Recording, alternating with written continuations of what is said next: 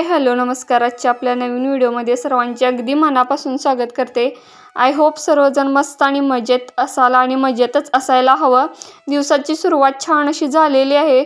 आज देवपूजेपासूनच तर देव मी सगळे काढलेले आहेत पूजेसाठी. तर आज काय घासणार नाही आहे, नुसतं गार पाण्यातूनच काढेन. तशीच पूजा आता गार पाण्यात देव बुडवूनच काढेन आता देव असे पाण्यामध्ये आणि मग करेन. कारण आता इतका कामाचा लोड आहे. तर सकाळपासूनचं धुणं भांडी स्वयंपाक फरशी सगळं झालेलं आहे. क्लिनिंगची सगळी ऑलमोस्ट कामं घरातली तरी झालेली आहेत आणि पुढे सांगतेच काय करणार आहे ते. त्यामुळे मी अशी घाईगडबडीनं गार पाण्यातूनच देव काढून पूजा करत आहे. तेच दाखवायसाठी म्हटलं पहिल्यांदा व्हिडिओ इथूनच चालू करूया. अजून तसं तर स्वयंपाक करायचा आहे. भांडी वगैरे तशीच पडलेली आहेत. सकाळचंच तेवढं थोडं फार झालेलं आहे काम ऑलमोस्ट. जे की धुणं आणि फरशी तर सगळ्यात पहिलं झालं की मग दिवस फ्रेशच जातो.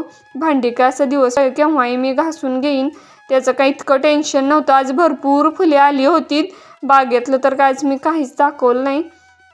तर छान अशी देवपूजा माझी झालेली आहे, खूप सुंदर. आणि आज आहे शनिवार असल्यामुळे मिस्टरांचा उपवास आहे आणि मुलांना आता जेवण बनवायचं आहे आणि त्यांच्यासाठी शाबू पण टाकून घेईन. तर इकडे मला आमच्या वेलाला जे काय टोमॅटो लागले होते, गावरान टोमॅटो म्हणतात गावठी, ते मोठे अजिबात होतच नाहीत, मीडियम साईजमध्येच येतात आणि त्याची चव किंवा टेस्ट जी काय असते ती काही वेगळीच लागते. आणि ग्रेव्हीमध्ये पण घातलं तर काही वेगळं लागतं. तर त्याची मला आज भाजी बनवायची होती, म्हटलं तुमच्याबरोबर पण शेअर करूया. तर इकडे शेंगदाणे मी साल काढून घेतलेले आहेत ते, आणि एक मिरची नुसता घातलेली आहे. मिक्सरच्या भांड्यामध्ये थोडंसं पाणी टाकून त्याची मी पेस्ट बनवून घेतली. आणि तेलामध्ये काय करणार, थोडं जिरे कांदा थोडा वेळ परतणार आणि मगच त्याच्यामध्ये जरा टोमॅटो जे काय आहे ते कटिंग करूनच ठेवले होते, धुतले होते, वेलाला आले होते तेच. आणि थोडे आहेत त्याची पण थोडी वेगळी रेसिपी करायची आहे, ती आता उद्या शेअर करेन किंवा परवा दिवशी. तर इकडे मी ते जे काय वाटण होतं ते वाटून घेतले आणि टोमॅटो फ्राय करतच जो काय मी मसाला बनवते वाटण ते त्याच्यातच परतून घेतलं, जेणेकरून दोन्ही पण व्यवस्थित भाजलं जाईल ह्याच्यासाठी. आणि जे काय आता हिंग, हळद, चटणी, मीठ आणि थोडंसं गरम मसाला बनवलेला आहे तो त्याच्यामध्ये घालणार, थोडंशी साखरसुद्धा त्यामध्ये घालणार आणि कोथिंबीर चिरून शेवटीला घालणार आहे. तर छान असं उकळू देणार, खूप सुंदर लागतं अशा पद्धतीने भाजी टोमॅटोची. आणि सगळ्यांचं आता जेवण वगैरे झालं. मिस्टर पण शाबू खाल्ले, त्यांना पण चहा वगैरे दिला.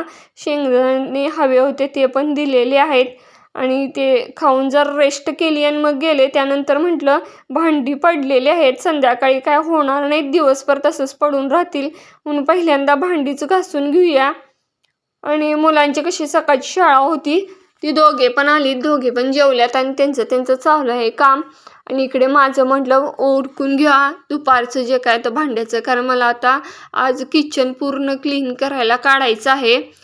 गुढीपाडवा आहे, गुढीपाडव्याचं कसं क्लिनिंग थोडं करत मी केलेलं आहे. तसं तर झाडून सगळं झालंय, ब्लोअर वगैरे मारलेलाच आहे.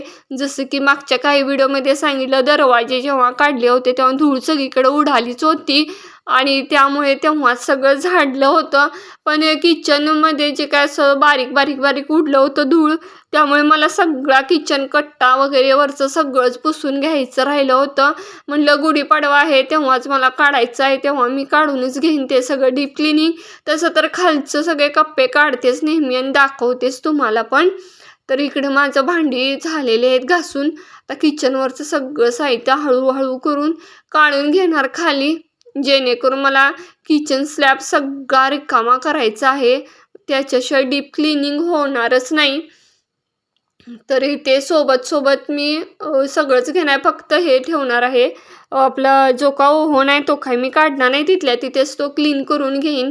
आणि बाकी जेवढं सगळं निघतं तेवढं सगळंच मी काढलं तसं निघतं ते. पण त्याची पिन बसवायला गेली की मला होत नाही, ते व्यवस्थित बसत नाही, उगाच ते हे नको म्हणून तसंच ठेवला मी. आणि इकडे किचन कट्टर माझी एक ओढणी जी काही मग वापरत नाही ड्रेस तो त्याची टाकल्या, कारण घसरतात ते हे टाईल्स किंवा जे काय ग्रॅनाईट आहे त्याच्यावरून पुसताना. तर पहिल्यांदा मी खिडकीच घेतल्या क्लिनिंगसाठी. तर क्लिनिंगला काय करायचं, पाणी घ्यायचं, त्यामध्ये डिटर्जंट पावडर असते ती टाकायची, व्हिनेगर टाकायचं आणि बेकिंग सोडा असेल तर टाकू शकता किंवा लिंबू टाकू शकतो आपण. तर अशा पद्धतीने त्यामध्ये घातल्याने स्क्रब असतो हिरवा, जो की फक्त खिडक्यांसाठीच असतो. त्या स्क्रबने पहिला सगळ्या खिडक्या मी घासून घेत होते आणि सगळ्याने किचनचीच फक्त. आणि किचनच आता डीप क्लिनिंगलाच जाणार आहे ते अर्धा पाऊण तास तरी इथे. आणि मग बाकीची दुपारची कामं त्यानंतरची राहिलेली करून घेईन. आता म्हटलं पूर्ण खिडकीला जाळ्या इतक्या बारीक बारीक दिसत पण नाही ते व्हिडिओमध्ये, तर काही दिसत नाही, मला पण दिसत नाही तसं रेग्युलर ह्याच्यात. पण जेव्हा चढले तेव्हा एवढं बारीक बारीक जाळ्या होत्या आणि फोडण्या वगैरे टाकलेलं, त्यामुळे थोडंसं कसं चिकट चिकट झाल्या होत्या टाईल्स सगळ्या त्यामुळे सगळं घासूनच घ्यायला लागत होतं. तर मी सगळं जे काय ग्रिल होतं बाहेरचं ते सुद्धा घासून काढलं आणि जे काय खिडकीची काच होती ती माडे जे काही जुने कपडे आहेत त्याने पुसून घेतले. आणि कसं माझं बारीक हात असल्यामुळे बाहेरून असं हळूहळू हात घालून काढून पुसून घेतली बाहेरून सुद्धा खिडकी. बाहेरून तर काय करता येत, बाहेर काय नाही तशी म्हणजे सिस्टीम, त्यामुळे आतूनच असं हात घालून मी पुसून काढलेला आहे सगळी खिडकी. आणि ज्या काय त्या टाईल्स आहेत वरच्या तिथं तर एवढं घाण किचकिच होतं, ते सुद्धा सगळं पुसून घेणार. आणि जेव्हा जर आता फर्निचर तर नाही आहे, जर ज्यांच्या फर्निचर वगैरे असेल तर त्यांनी डिटर्जंट आणि व्हिनेगर घालून जरी किंवा व्हिनेगर बेकिंग सोड्यानं जरी पुसलं तरी जे काही दरवाजे असतात आपले किचनच्या ह्याला फर्निचरचे दरवाजे किंवा कॅबिनेट्स असतात त्याने पुसलं तर अगदी चकाचक निघते. आणि सिंकचे सुद्धा आहे, बेसिनचे सिंक, त्याला सुद्धा बेकिंग पावडर आणि व्हिनेगर आणि डिटर्जंटने जर ते सिंक धुतले तर एकदम चकाचक निघतात. ते आता दाखवेन उद्या किंवा परवा दिवशीच्या व्हिडिओमध्ये. तर ह्या काही टिप्स आहेत किचन क्लिनिंगच्या, त्याचं तुमच्यावर शेअर करत होते. आणि शक्यतो हँड ग्लोव्ज घालूनच करावं हे काम. आता तर मी घातलेलं नाही आहे, पण कसं चिकट होतंय हात सगळा, त्यामुळे. तर तिकडे कसं तेलकट होता कोपरा म्हणून माझा पाय घसरला म्हणून इकडचंच पहिला घेतलं, नंतर म्हणतं तिकडचं उभं राहूनच घेते. तर कट्टा असं सगळं झालेलं आहे. त्या स्लॅबच राहिला होता, म्हणजे टाईल्स वगैरे सगळ्या माझ्या धुवून चांगल्या घासून पुसून झालेल्या आहेत डीप क्लिनिंग. आणि आता स्लॅब जो काय होता त्याच्यामध्ये थोडा मी सोडा टाकलेला आहे आणि डिटर्जंट आणि थोडंसं गरम पाणी केलं होतं मी आणि ते ओतले आणि ते घासून घेतले सगळं. घासायला लागलेलीच होते, तर छान असं मी घासून घेतलेलं आहे. आता पाण्याने खळाखळा धुणार तेव्हाच मला पण फ्रेश वाटणार.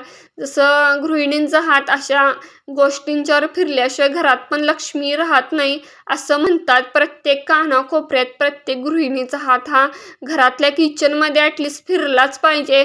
इतर खोल्यामध्ये जसं जेंट्स लोकांनी थोडंफार मदत करतात, पण किचनमध्ये ही लेडीजच जास्त करून असते, त्यामुळे तिलाच माहिती आहे कुठं काय काय ठेवायचं असतं किंवा कसं क्लीन करायचं असतं. दुसऱ्याकडून करून घेतलेलं मला तर काय पसंत पडत नाही.